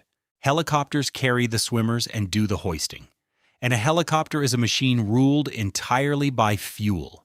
It can only fly so far out, hover, and work for so long, and fly back. And if the scene is beyond that radius, the aircraft has to leapfrog, staging forward through tiny, weather-beaten outposts like St. Paul or Cold Bay or Adak to refuel, each stop eating time. Fixed-wing planes, the C-130s, can range much farther and get eyes on a scene faster, and they are often the first thing overhead. But a plane cannot pull a man out of the water. It can only find him, drop him a raft, and circle, calling for the helicopter that is still hours away. The cutters, the ships that can actually take large numbers of survivors aboard and carry a helicopter of their own, are the most capable assets of all, and there are only so many of them, spread across an enormous ocean. And on most nights, the nearest one is nowhere close. So when people ask why a place with modern aircraft and satellite beacons still loses whole crews, this is the answer. And it is not a failure of courage or equipment. The rescuers here are extraordinary, and they routinely fly into the same storms that are killing the people they are trying to save, putting swimmers into 40-degree water in 40-foot seas. But you cannot station enough of them close enough to a sea this vast and this empty to beat the clock every time. The Alaska Ranger lived because that night, the machine happened to be near. Most nights, it is not. It is worth knowing how a rescue out here comes together, because there is nothing automatic about it. When a beacon fires or a mayday reaches the Coast Guard, it lands at a coordination center that runs the case for the whole Alaska region. And from that moment, a handful of people are making fast decisions about an enormous piece of ocean. Which aircraft can reach the scene and still get home on its fuel? Which cutter, if any, is close enough to matter? Where to refuel? Who to divert? How to search a patch of black water for orange specks that may or may not still be alive? On the aircraft rides, a specialist the Coast Guard calls a rescue swimmer, trained to a standard that washes most candidates out, whose job is to be lowered on a cable into the exact seas that are killing the people below, and to muscle them, one at a time, into a basket. These are the men and women who drop into 40-degree water in a gale at night, hundreds of miles out, on the worst day of a stranger's life, and pull them up. When it works, it is one of the most remarkable things any government does. And it needs to be said plainly because the rest of this story is so grim that the reason so many Bering Sea fishermen come home at all is that a service exists that will fly out into the storm after them, every time and put a human being into the water to go get them. They saved 42 of 47. The helicopters hoisted 20. The Alaska Warrior pulled 22 survivors from 2 life rafts and recovered 3 of the dead from the water. It became known as one of the greatest rescues in Coast Guard history, and it earns the name. An almost unthinkable number of people plucked alive out of the Bering Sea in the dark. Any honest telling has to sit in that achievement for a moment, because it is real, and it is the direct product of everything the country built after the disasters of the 1980s. And then, any honest telling has to say the rest of it. 5 men still died. Among them, the 65-year-old master, Eric Jacobson, along with the mate, the chief engineer, and the fishmaster, the officers, the men who by every account stayed with the boat and the crew the longest. 4 of the dead were recovered. 1 was never found. The Alaska Ranger went to the bottom in around 6,000 feet of water and was never examined.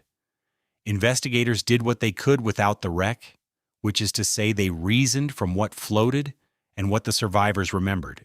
The Coast Guard and the National Transportation Safety Board concluded that the flooding most likely began in the rudder room and spread because the boat lacked the internal watertight integrity to contain it, one compartment giving way into the next, because the barriers that should have held simply did not. The most probable trigger was the physical loss of a rudder, which would have opened the hull to the sea at the stern. The Coast Guard pointed at the strut supporting the propeller nozzles and at the boat's generally poor material condition as the likely weak point. But what actually made the rudder fail in the first place, they wrote plainly, will never be known. The sea kept that peace, and the board named the astern movement as a direct contributor to the deaths, the boat's own machinery dragging the rafts away from the men who needed them, which is as bleak a finding as any investigation produces. Here is what this proves that none of the earlier wrecks did. Everything the previous disasters lacked, the Alaska Ranger had. A mayday that got out and was heard. Time to don suits. Rafts in the water. Trained crew running their drills for real. A cutter improbably nearby and a sister ship in reach. The full modern apparatus of survival. The whole inheritance of the 1988 law and every hard lesson before it. Working the way it is supposed to work. And it still cost 5 lives because past a certain distance, in water that cold, the rescue is racing a clock it cannot always beat. Communication was never the real limit out here. The Ranger proved that with a textbook mayday and 47 people who knew exactly what to do. Distance was the limit. Distance always was, and distance always will be, because you cannot regulate the ocean smaller. The Alaska Ranger rescue passed into legend, written up in books, and retold as one of the finest things the Coast Guard has ever done. And it deserves that. 42 people pulled alive out of the Bering Sea in the dark, in a rising sea more than 100 miles from land, is a genuine miracle of training, courage, and luck. And the swimmers and pilots who did it earned every word of praise. But look at what the legend is actually built on. It is built on the Monroe being improbably near. It is built on a sister ship being close enough to help. It is built on the crew having 2 hours instead of 2 minutes, because for once, the boat flooded slowly enough to give them a fighting chance. Change any one of those? Put the cutter where cutters usually are? Take away the sister ship? Let the boat roll fast the way the icing boats roll? And the same disaster produces not 42 survivors, but a handful or none. And no amount of heroism would have changed it. The rescue is a triumph and a warning at the same time. It shows the system at its absolute best, and it shows you, in the 5 who still died and in every lucky break that had to fall right, exactly how narrow the best case is. The pattern of the head and gut sinkings, the Arctic Rose and the Ranger, and then the Katmai in the fall. finally forced the Coast Guard to build a new set of rules for those factory boats, a risk-based program aimed squarely at the things that kept killing them: the watertight integrity, the stability, the physical condition of the hull and machinery. Boats that signed on had to prove they were sound in exactly the ways these wrecks had shown they were not. The program went after the specific mechanical truths the sinkings kept revealing. Watertight integrity, so that flooding in one space could not march unopposed through the whole boat, which is what took the Ranger and, later that year, the Katmai. Stability, so that a boat rebuilt and reloaded over the years could not quietly become top-heavy without anyone tallying it, which is what took the Arctic Rose.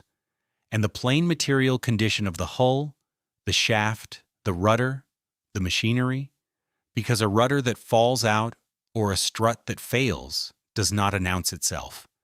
It just opens the sea a door. Researchers who studied the program afterward found something almost obvious in hindsight but easy to miss: that the small casualties are the warning signs of the big ones. A boat that suffers minor flooding or a brief loss of power or steering is a boat telling you where its next fatal failure will come from. The fix, in other words, was maintenance and honest accounting. The least glamorous things in the world, applied relentlessly. It worked as far as it went. Those factory boat sinkings became rarer.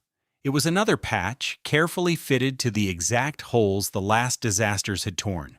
Another lesson carved into regulation after the bodies were counted. And the sea, as it always does, went looking for a hole no one had patched. It found one made of ice. February 11th, 2017. By now the crab fleet had been fixed, or so everyone believed. The Derby was a memory. The stability rules were in place, the pot limits, the dockside checks. And on that morning, the Bering Sea reached back across 34 years and closed the exact same trap that took the Americas, using a tool that none of the new rules had priced in, and that no pot limit could touch. The destination was a 98-foot crab boat out of Seattle, running from Dutch Harbor towards St. Paul to deliver bait and fish for snow crab. Her captain was Jeff Hathaway, who had run this particular boat for 23 years, 6 men aboard, a crew carrying something like 70 years of combined experience among them. This was not a reckless outfit. This was not a derby racer with a captain cutting corners against the clock. This was one of the respected ones, one of the good ones. The men who died alongside Hathaway had names, and they should be in this story. Derek Seibold, Kai Hammock, Larry O'Grady, Raymond Winkler, and Charles Jones. Several of them were coming off a long cod season and getting a late, tired start on the crab. That word tired is carrying more than it looks like it is. The crab openings do not sit alone on the calendar. They come stacked against the cod and pollock seasons, and a crew can roll off one grueling fishery straight into the next, already short on sleep before the real work even starts. Crab fishing then piles on its own exhaustion. Days of hauling heavy steel gear around the clock in cold and wet and motion, on the kind of broken, grabbed sleep that never adds up to rest. And fatigue does more than make men miserable. It slows reaction time, dulls judgment, and quietly eats the split-second decisions and the raw stamina that survival on this sea demands. Beating ice off a pitching deck for hours is punishing when you are fresh. When you are already worn to nothing, the pull to leave it, to tell yourself the boat can take a little more, to push on and sleep later, gets much harder to resist. None of these men were lazy. Many were simply running on empty, on a sea that does not grade on effort and does not care in the slightest how tired you are when it decides to test the boat. The forecast was not a mystery, and this is the part that matters most. Marine forecasts for the area warned of heavy freezing spray, which is a specific, named, well-understood Bering Sea hazard. Not a freak event, not a surprise. Every captain out there that day had been told, in plain language, what was coming. So let me finally lay out the mechanism in full, because the whole story has been building toward it, and this is the boat that shows it complete. When the air sits well below freezing and the wind is up, a boat throws spray off its own bow as it works through the seas, and that spray freezes the instant it lands, not slowly, on contact. It coats the rigging, the rails, the antennas, the stacked crab pots on deck, the entire upper structure of the boat in a growing shell of ice. And here is the killing detail. Every pound of that ice lands high above the waterline, on the rails and the rigging and the pots, in exactly the place you least want weight. It is the Americas all over again.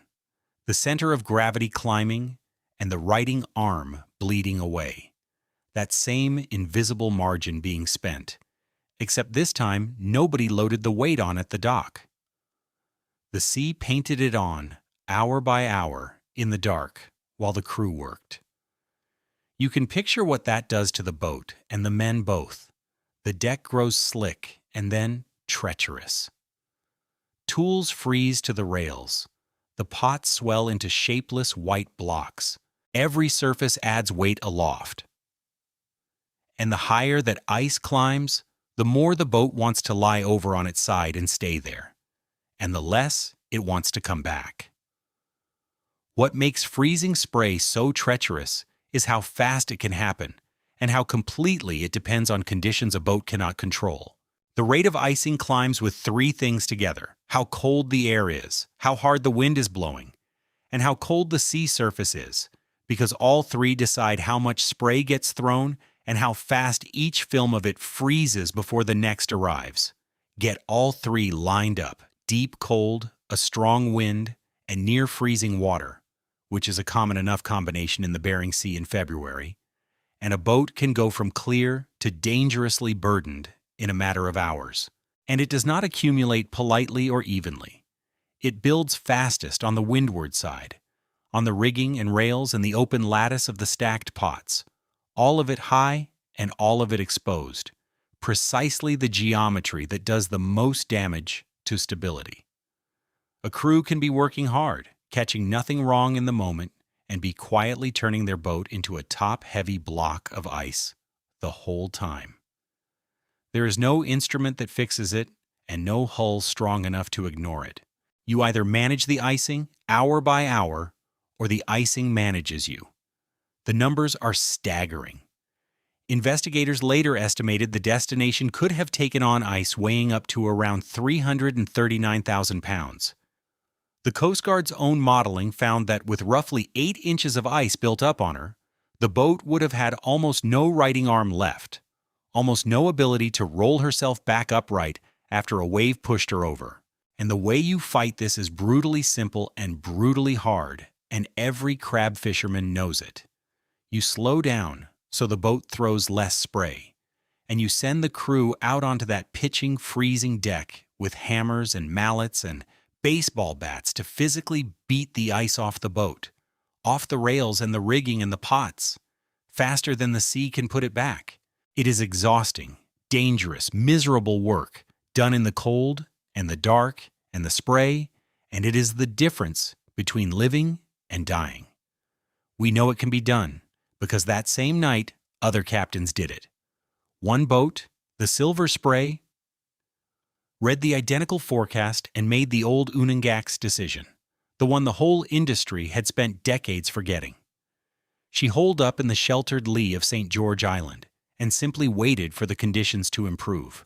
Another boat, the Polar Sea, kept going but stopped 4 separate times to knock the ice off. Her captain, Daher Jorge, later described beating ice with his exhausted crew for hours before he finally reached port. His whole crew worn to the bone by the fight. These were not lucky men. They were men who slowed down, who respected what the forecast told them, who paid the price in exhaustion instead of in lives. Understand how hard that choice actually is, because it is easy to say slow down from a warm room and much harder to do it on the water. Slowing down or ducking into a lee to wait costs money and time. It burns hours against the plant deadline. It means arriving late or with less, or watching the weather window you were trying to beat close in front of you. The captains who stopped that night made a decision that felt, in the moment, like losing, giving up ground, disappointing a crew that wanted to fish and a buyer who wanted the catch. The whole psychology of the fishery, the deadline, the pride, the years of trips where pushing through paid off, pulls hard the other way, toward keep going. You can take it. You've taken worse. Every captain who has ever iced up has felt that pull. The men on the Silver Spray and the Polar Sea felt it and overrode it, and they lived, and their crews came home tired and whole. The destination, for reasons no one will ever fully know because no one aboard survived to say, did not stop, did not slow, and ran her steady 9 knots straight through the shelter and out the other side into the ice. There is no evidence of recklessness in it, no sign of a bad man making a bad choice. There is only a good captain, on a boat whose margin was already gone, making the same call thousands of good captains have made and mostly gotten away with. On the one night the sea was keeping score. The destination did not slow down. Her tracking signal tells the story with awful clarity. She held a steady speed of around 9 knots, passing through the sheltered lee of St. George without stopping, without slowing, without taking the shelter the island offered. And then, as she came out the far side into open water, out of the lee and back into the full force of the wind and the spray, the track shows a sudden hard turn to starboard and then nothing. The transmission cut. The emergency beacon activated. No mayday, 6 men, gone in the time it takes a top-heavy boat to roll once and not come back up. There was almost nothing to find. Rescuers reaching the position found a debris field, an oil sheen on the water, and life rings stamped with the boat's name, drifting empty. None of the 6 men were ever recovered. It took 2 Noe research ships, the Oscar Dyson and the Fairweather, and a sweep with multi-beam sonar just to locate the hull itself, sitting in about 250 feet of water off St. George, later photographed by a remotely operated camera lowered into the dark. The sea had done its usual work of hiding the how, leaving investigators to reconstruct the boat's last minutes from a tracking line and a physics model. Why would a careful, experienced, respected captain run into that? The answer is the entire story compressed into one decision. Part of it is the deadline that survived rationalization. Hathaway was worried about landing his catch before a processing plant closed for the season on February 25th, the quiet clock that the reforms never stopped. The race against the fleet was gone. The race against the calendar was not, and it never went away. And there is a second, quieter part, uncovered by the Coast Guard's later modeling, long before that freezing morning. Changes to the boat and its gear over the years had already eaten into its margin of safety, the same slow, invisible bookkeeping that undid the Arctic Rose. Its reserve had been thinned by years of modification that no single person ever tallied up. The margin the rules were built to protect had been quietly spent long before the ice ever started to form. The Coast Guard's own Board of Investigation, looking at everything, laid it out with painful directness. The destination, they found, left port already overloaded and already below the minimum stability standard of federal regulation required, before she had taken on a single pound of ice. The captain took a fatigued crew out into forecast freezing spray, and once the ice began to build, the crew did not clear it, whether from exhaustion, from routine, or from a belief that the boat could take it. And a hatch was believed to have been left open, which in a boat losing its stability would have let the sea flood in fast the moment she began to go, turning a bad roll into an instant, unrecoverable one. Read that list again, because every item on it is an echo, overloaded, like the Big Valley. below the stability standard on paper, like the Arctic rose and the Scandies rose. A hatch left open, like the Arctic rose and the Katmai. Ice on the rigging, the one new element, doing to the center of gravity exactly what a filled crab tank did to the Americas. The destination did not fail in some novel way. It failed in all the old ways at once, plus the one that no rule had yet been written to stop. And it did it while carrying a crew good enough that their competence makes the whole thing harder to bear, not easier. These were men who knew this sea. The sea did not care. That is the whole system, compressed into one boat. The forecast was right. The hazard was named out loud in advance to everyone. Other crews heard the same words and lived by doing the one thing the Unangaks always understood, which is to respect the sea's schedule instead of forcing your own onto it. The destination carried every modern advantage the Americas never had. The forecast, the beacon, the suits, the rules, 34 years of accumulated safety, and it died the Americas' death anyway, top-heavy and rolling in seconds, because a correct forecast buys you warning. And warning is not the same thing as time. The ice does not care that you were told it was coming. It just keeps landing and freezing and climbing the rigging until the boat has no argument left to make. If you want proof that the destination was not a one-off, that it was the system and not the man, you only have to wait 2 years and move to the edge of the same waters. December 31st, 2019, New Year's Eve, the Scandies rose, 130 feet, a good-sized crab boat, was running from Kodiak out toward her fishing grounds in the Bering Sea, loaded with pots, 7 men aboard. She never made it to the Bering Sea. She went down on the approaches, in the Gulf of Alaska, about 2.5 miles from a place called Sutwick Island. But she died the pure Bering Sea death, the freezing spray death, on her way to do the freezing spray work. The mechanism was identical to the destination's, and by now you know it cold. Heavy freezing spray, worse than the forecast had promised, coating the boat and the stacked pots on deck. The National Transportation Safety Board estimated she built up somewhere between 6 and 15 inches of ice on the surfaces exposed to the wind, and the ice did not land evenly. It built up lopsided, more on one side than the other, which is even worse than an even coating, because it does not just raise the center of gravity, it shoves the whole balance of the boat off to one side, preloading a roll she would not be able to stop. The added weight climbed, the righting arm collapsed, and the Scandies rose, capsized. There was a further, colder detail in this one, the kind that should make you angry. The investigation found that the boat's stability instructions, the official paperwork that told her captain how much he could safely carry and in what conditions, were themselves inaccurate. The margin the captain believed he had was not the margin he actually had. He was making life and death decisions with a document that lied to him through no fault of his own. The head of the safety board said it about as directly as these things ever get said, that the Scandies rose did not sink because the captain or crew failed to do their jobs, and not because the boat was poorly maintained, but because the captain had only partial access to the information he needed, and the information he did have was wrong.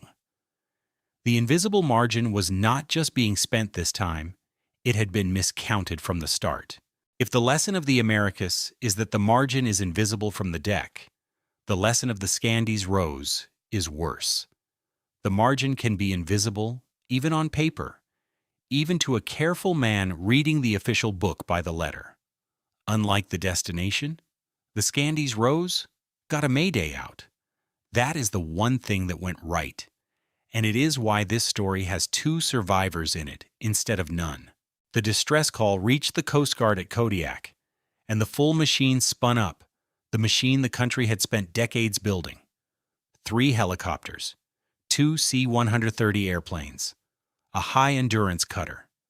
Together they searched something like 1,400 square miles of freezing, heaving winter ocean near Sutwick Island. And even here, In a response this large, the friction of a rescue at this distance showed itself. A position was passed in error at one point, sending a second helicopter to search the wrong patch of water, burning time and fuel in the wrong place while men waited in the sea. Rescuers pulled 2 crew members, Dean Gribble Jr. and John Lawler, out of the water alive, both of them having managed to reach a life raft, and rushed them ashore to be treated for hypothermia. The other 5, including the captain, Gary Cobbin Jr., and his own son David, were never found. About 20 hours after the Mayday, after 16 hours of searching, the Coast Guard suspended the operation. Everything about that survival came down to thin margins. The raft found, the position roughly right, the aircraft arriving hours into the new year, before the cold finished the 2 who held on. The other 5 had none of those margins break their way. In the years since, the families did what families out here so often end up doing, refusing to let the sea have the last word. They sent a remotely operated vehicle down to survey the wreck on the bottom, and pieces of the boat kept washing ashore for years. Small deliveries to people who wanted their men back and got debris instead. Line the 2 of them up, the Destination and the Scandies rose. Because together they say the thing plainly. One sent no Mayday and lost everyone. One sent a Mayday and lost 5 of 7. The difference between total loss and near total loss was a radio call. And even the radio call, even the largest rescue the Coast Guard could mount, could only reach 2 men in time. The forecast, the beacon, the Mayday, the suits, the helicopters, the cutter, all of it. And the ice still won, because the ice does its work in the hours before any of that can matter, and the cold water finishes it in the minutes after. There is one more change working on this sea now, and it has to be named carefully, because it is easy to get wrong in either direction. The Bering Sea's winter ice has been shrinking. In 2018, the year after the Destination went down, the sea reached a record low for its winter ice extent, far below anything in the modern record. It is tempting to turn that into a simple headline, say nagrasink asinto kermine and cranqui, to say the sea is getting safer because there is less ice, or more dangerous because the world is changing. But the honest answer is harder and more useful than either. The sea is getting harder to read. Open water where there used to be ice is more room, more fetch, for the wind to build big seas. The timing of the freeze-up that crews once counted on is drifting off its old schedule. The seasonal signals the fleet inherited, the ones that told a captain what the sea would probably do next month, are quietly becoming less reliable at the very moment the boats are working deeper into the edges of the calendar. The one navigational tool the Unangacs prized above all others, the ability to read what the sea would do next, is being slowly degraded by a changing climate for everyone. The board is changing, and nobody, not the fishermen, not the forecasters, not the scientists, fully knows the new rules yet. So step back and take in the whole shape of it, because the answer to the question this all started with is finally in view. Why does the same disaster keep happening here, decade after decade, while everything supposedly gets better? Why did the Destination in 2017, with every advantage, die the same death as the Americus in 1983, with none?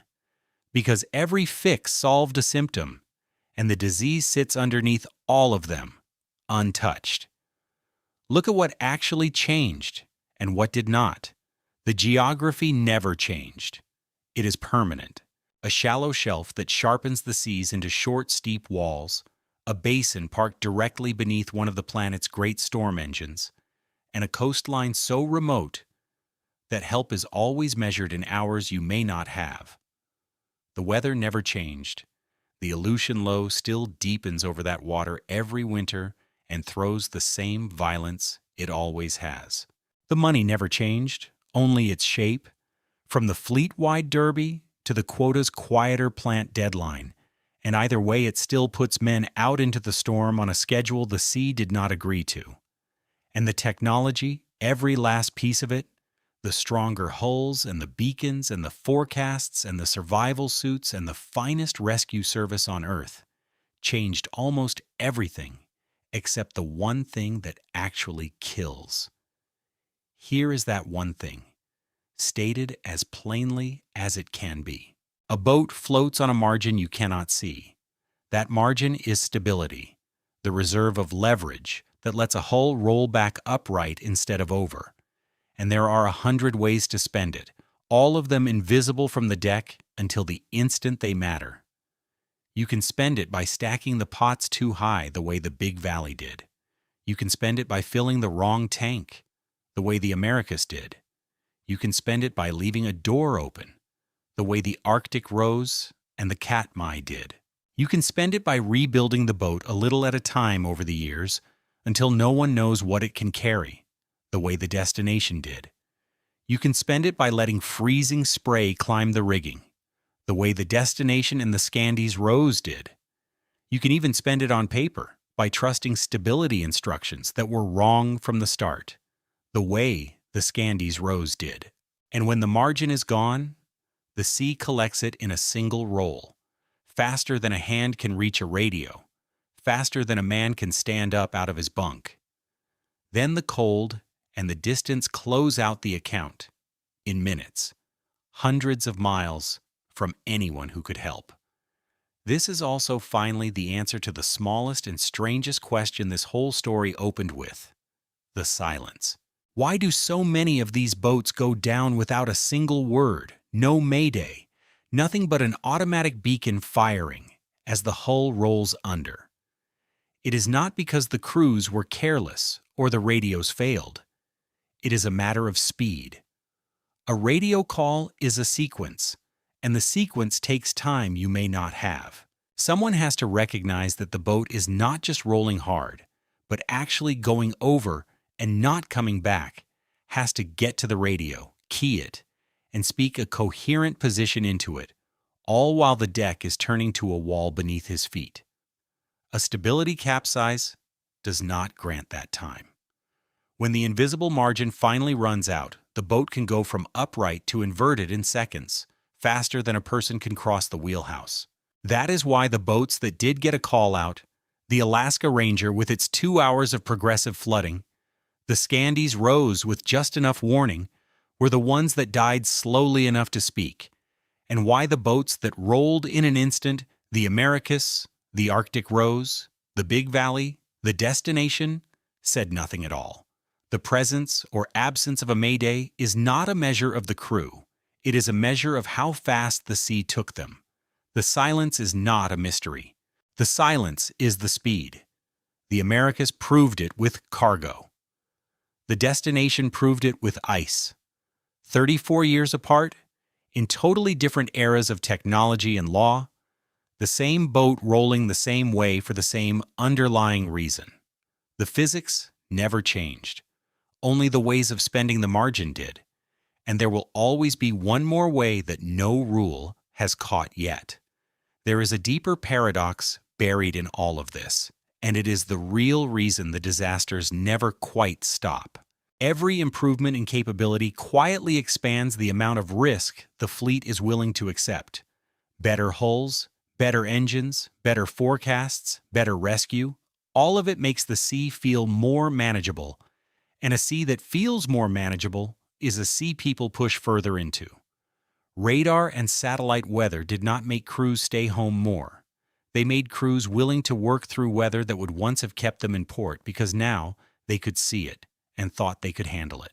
Immersion suits and beacons did not make men more cautious. On the margin, they made a dangerous trip feel survivable enough to take. Stronger boats got loaded heavier. Longer-ranged boats went farther out, into water even harder to be rescued from. This is not unique to fishing.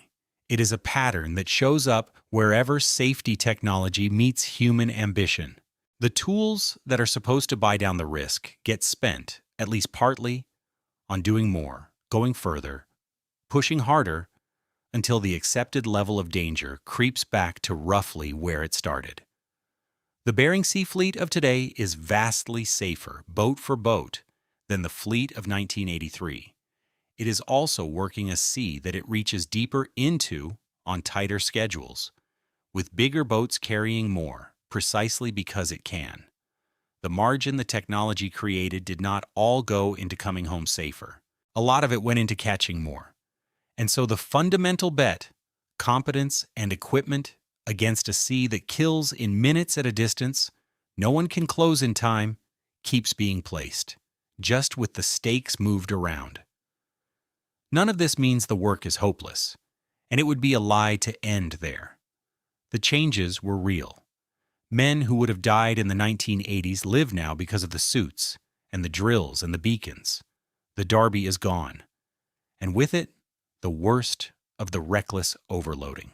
There have been whole years, 2015 and again 2022, when not a single commercial fisherman died at sea in Alaska, years that would have been unimaginable in the era of the Americas.